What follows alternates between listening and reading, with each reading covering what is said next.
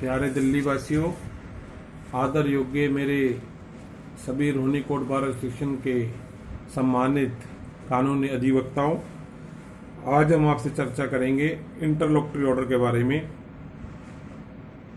मैं साथियों आपको बताना चाहूँगा, 4 विषय रोहिणी कोर्ट नंबर 101 में चल रहे थे। एक पीड़ित के, जिसमें से 2 मैटर 156 दिन से रिलेटेड थे, एक महिला के नाम से और एक जेंट्स के नाम से, दोनों हस्बैंड वाइफ थे। और उन रोहिणी कोर्ट नंबर 100 के अंदर वो लंबित थे।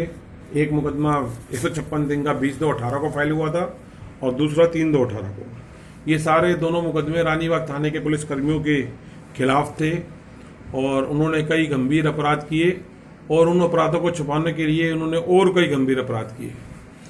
ऐसे में लगातार कंटिन्यूसली हियरिंग चली। सबसे पहले मैं इसके लिए संबंधित न्याय अधिकारी न्यायाधीश श्री एकता काबा जी का धन्यवाद करना चाहता हूं कि उन्होंने बहुत ही समय दिया और बहुत ही प्रयास किए कि एक विक्टिम को इंसाफ मिल सके। बहुत उन्होंने प्रयास किए, लेकिन चूँकि पुलिस का रोल हमेशा ही ऐसा रहता है, ख़ास तौर से जब अपराध करने वाले पुलिस वालों की इन्वेस्टिगेशन उसी थाने के लोअर रैंक के पुलिस अधिकारियों से मंगाई जाए। तो साथियों, एक बहुत गंभीर अपराध पुलिस अधिकारियों ने 24/1/18 को किए और जब उसके संबंधित कोर्ट के अंदर पुलिस ने कोई भी एविडेंस कलेक्ट नहीं किया, जैसे उस मकान के आसपास लगे हुए मकान के सीसीटीवी फुटेज, उस मकान के अंदर पुलिस अधिकारी घुसे थे, ये पीड़ित का आरोप था। शपथ पत्र के साथ पुलिस वालों ने जान करके वहां से FSL फिंगरप्रिंट नहीं लिए, जिससे कि साबित हो जाता कि पुलिस अधिकारी वहां घुसे थे। इसके लिए क्राइम टीम बुलाई जाती है। दिल्ली के अंदर ऐसे हजारों मुकदमे दर्ज हैं 457 480 के अंदर, जिसके अंदर पुलिस क्राइम टीम बुलाती है जब कोई चोर घर में घुस के चोरी कर देता है और सीसीटीवी फुटेज कलेक्ट करती है। दिल्ली की 3 या 4 कटिंग अखबारों में आती है। ये साफ साफ 218 IPC 201 120 34 में साजिश के तहत अपराधियों को बचाने के लिए सबूत नष्ट करने का मामला था। ना ही कोई इन्होंने पब्लिक विटनेस ली, ना ही इन पुलिस अधिकारियों ने जानबूझ के कोई भी CDR GPS या कोई भी ऐसा एविडेंस कलेक्ट करने की कोशिश बिल्कुल नहीं करी। जबकि विक्टिम परिवार ने 17 PCR कॉल अपने एडवोकेट के माध्यम से और अड़ोसी पड़ोसियों के माध्यम से थाने में भी जाके करी, लेकिन पुलिस बिल्कुल अपनी हरकतों से बाज नहीं आ रही थी। और उन्होंने तमाम जो सुप्रीम कोर्ट की जजमेंट्स हैं, Lalita Kumari versus state, DK Basu versus, और ऐसी कई जजमेंटों को उनको कंटेम्प्ट किया, वॉयलेट किया डेलिबरेटली अपराधी पुलिसकर्मियों को बचाने के लिए और उन कर्मियों को बचाने, उन आदमियों को, मास्टरमाइंड को, जिनके निर्देश पे वो क्राइम किए गए थे, जिसकी रचना ये पिछले 15-20 दिन से और कई दिनों से कर रहे थे। और जब इस रिकॉर्ड में आदरणीय जज साहब ने जब सबूत देखे, वीडियो फुटेज देखी, RTA रिप्लाईज देखे, सारे फैक्ट्स देखे, डॉक्यूमेंट देखे और उसके बाद पूरी तरीके से सेटिस्फाइड होने के बाद उन्होंने जब उन पुलिस आरोपियों के CDR GPS की लोकेशन सेव करने के लिए आदेश दिया और ये कहा कि पुलिस की सबसे विश्वसनीय कमांडर दिल्ली के, जो दिल्ली पुलिस के कमिश्नर थे उस टाइम, श्री अमूल्य पटनायक जी, उनके कार्यालय में लीगल सेल के अंदर एनक्लोज लिफाफे के अंदर ये CDR GPS सेव रहेगी जब तक कि चार्जशीट या ये 156 दिन की प्रोसीडिंग पूरी नहीं हो जाती। लेकिन पुलिस के कांस्टेबल को भी भरोसा नहीं था अपने ही कमिश्नर के ऊपर, और उन्होंने इसके खिलाफ एक इलीगल 156 दिन की एप्लीकेशन के अंदर जो एक मिसलेनियस एप्लीकेशन थी, इसके ऊपर एक क्रिमिनल रिवीजन 224/18 फाइल कर दी।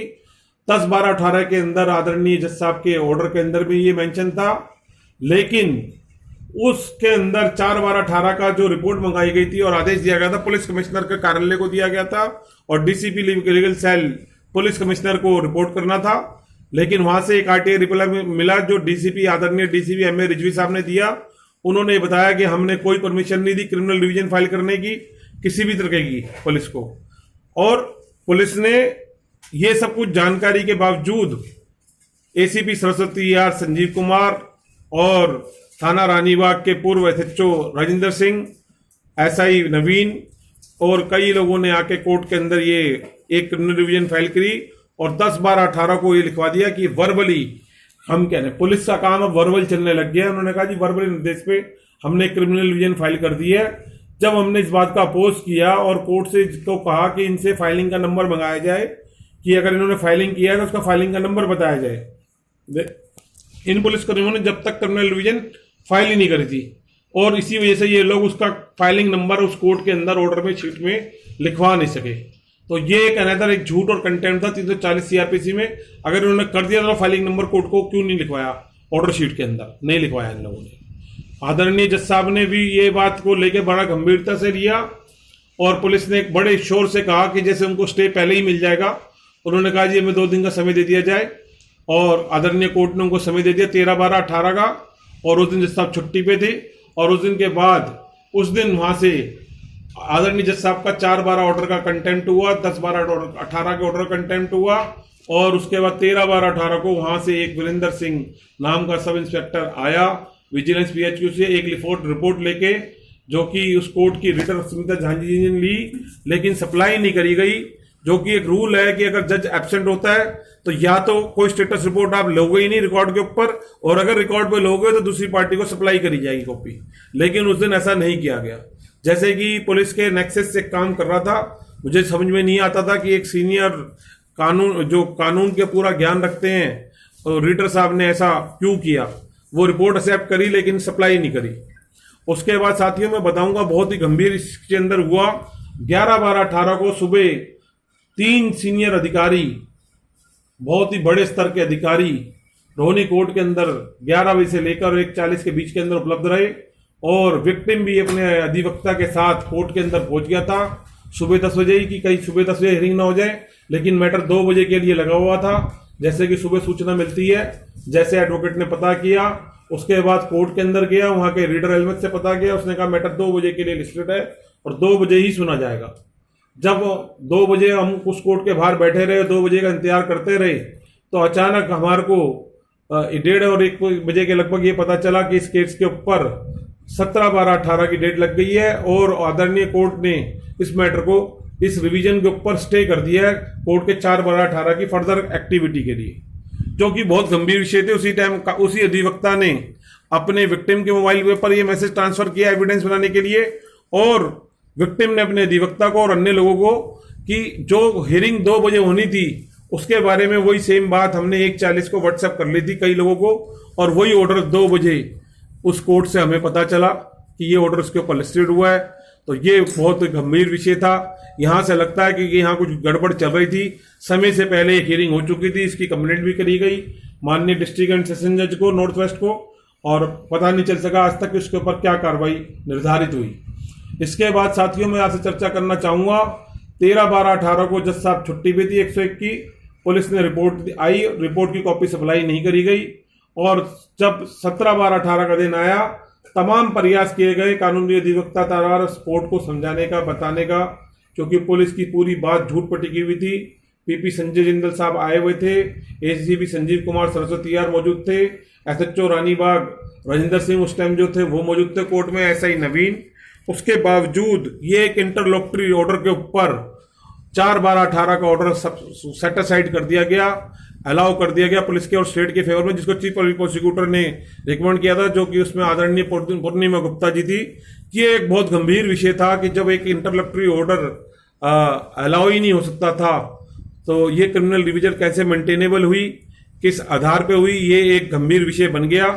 और साथियों इससे बड़ी निराशा उस बिलो 10 ईयर एडवोकेट के मन में थी और विक्टिम के मन में थी कि अब उसको समझ में नहीं आ रहा था कि हम क्या करें। और एक और मैं आपको ये बात बताना चाहूंगा, एएसआई सुदेश नायब कोर्ट थे रानीबाग थाने के, उस दिन पूरे तमाम प्रयासों के बाद कोर्ट के अंदर अप्रोच किया, नायब कोर्ट को अप्रोच किया 101, 304 के अंदर, रोहिणी को रानीबाग थाने को अप्रोच किया, वहां पे किरण पाल थे उनको अप्रोच किया, एसएचओ राजेंद्र सिंह साहब को अप्रोच किया, एडवोकेट ने खुद जाके थाने में अप्रोच किया। उसकी आपको ये बड़ी जान का हैतरत होगा कि 15 तारीख को कॉपी हमारे को मिली, जो क्रिमिनल रिवीजन 224/18 पुलिस ने और चीफ पब्लिक प्रोसिक्यूटर के थ्रू फाइल करी थी, जिसकी परमिशन कमिश्नर ऑफ पुलिस से नहीं दी गई थी लिखित के ऊपर। उसके बावजूद इन्होंने फाइल कर दी। उसके बाद जो 10/12/18 को आदरणीय कोर्ट ने उनके ऊपर कोई संज्ञान नहीं लिया। एक इंटरलोक्टरी पे बिगर परमिशन के कैसे कमिश्नर ऑफ पुलिस के उन्होंने फाइल कर दी। 11/12 को स्टे दे दिया गया। उस टाइम भी सेशन कोर्ट ने ये नहीं देखा कि डायरेक्शन कमिश्नर ऑफ पुलिस को दी गई थी, लीगल सेल पीएचक्यू से रिपोर्ट मांगी गई थी, लेकिन उसको रिप्रेजेंट कौन कर रहे थे? नॉर्थ वेस्ट डिस्ट्रिक्ट के सरस्वती विहार के एसीपी एसएचओ रानीबाग, जिनके खिलाफ वो थी, और वहां का ही एसआई नवीन, जिसके खिलाफ तो जो उसमें खुद एक आरोपी था। जैसे साली मनगढ़ंत इमेजिनरी फैक्ट्स कोर्ट में दिए, जो कि कम से कम 8-10 340 सीआरपीसी के और आईपीसी के सेक्शनों में गंभीर अपराध थे, और उसके बावजूद वो बंदा उस कोर्ट को रिप्रेजेंट कर रहा था उस दिन इस मैटर के अंदर, पीपी साहब और इन पुलिस अधिकारियों के साथ कोर्ट को। और कोर्ट ने उस भी बात को भी गंभीरता से ये नहीं लिया कि मैं बड़ा हैरान हूं कि कोर्ट को इन्होंने कैसे क्या डॉक्यूमेंट दिखाए, कैसे क्या कन्विंस किया, और कोर्ट ने उसके ऊपर एक इंटरिम स्टे कर दिया 4/12/18 के ऑर्डर पर, बहुत गंभीर। और 17/12/18 को भी वही वो जो पुलिस वाले चाहते थे। ये सवाल उठते रहे।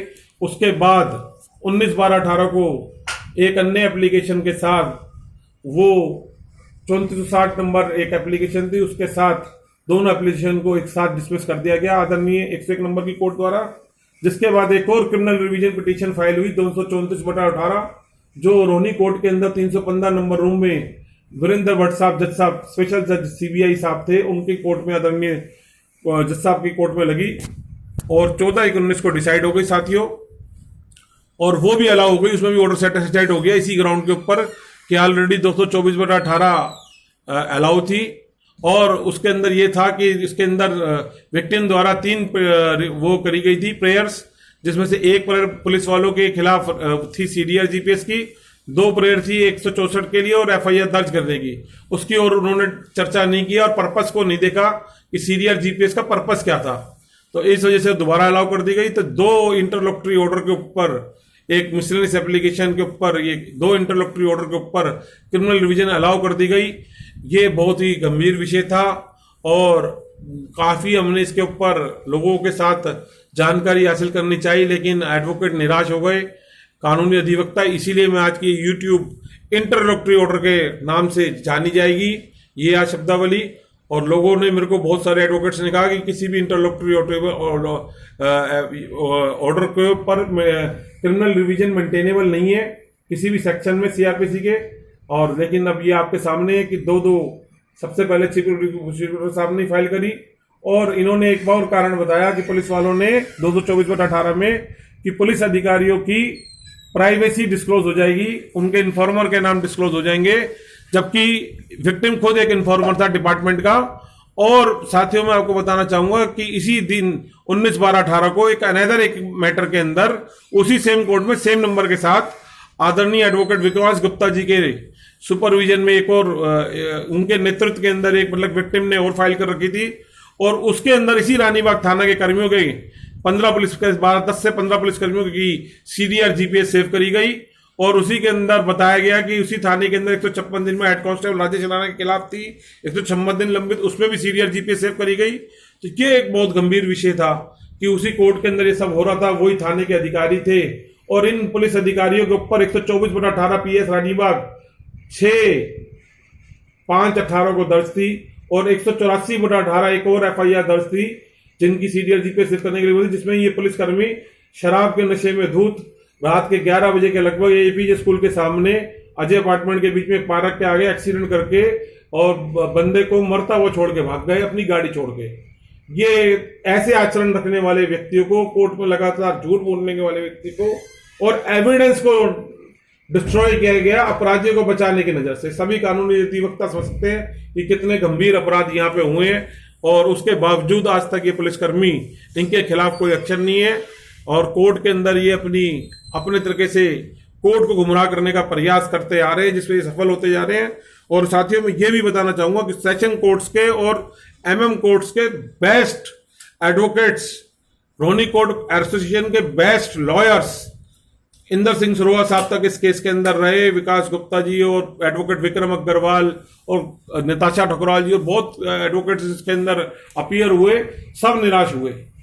कितना मतलब गंभीर विषय है कि इतना लीगल कानून तोड़े जा रहे थे पुलिस के द्वारा, और कैसे कैसे ये लोग किस तरीके से कैसे कैसे क्या मैनिपुलेशन कर रहे थे, समझ से बाहर है। बेस्ट लॉयर्स, बेस्ट जजेस, बेस्ट एमएम, और पुलिस कामयाब हो गई कोर्ट को गुमराह करने के अंदर। कैसे अभी तक कोर्ट इनके का शिकंजा इन तक नहीं कस पाया। अब उम्मीद अभी भी कोर्ट के अंदर चल रही है, आस टूटी नहीं है, मामले लंबित हैं अलग अलग न्यायालयों में भी ये, और जल्दी इसके ऊपर कुछ फैसला होने की उम्मीद है। इसीलिए मैं आज अपने सभी आदरणीय रोहिणी कोर्ट बार एसोसिएशन के अधिवक्ताओं से ये इन्फॉर्मेशन शेयर कर रहा हूं, ताकि इंटरलोकुटरी ऑर्डर की जब बात आए तो ये आप नंबर रोहिणी कोर्ट के दिखा के संबंधित कोर्ट को बता सकें कि चीफ पब्लिक प्रोसिक्यूटर द्वारा ये फाइल करी गई और किस तरीके से एविडेंस डिस्ट्रॉय हुए। इसी के साथ मानते हैं। जस्टिस क्रांति जिंदाबाद।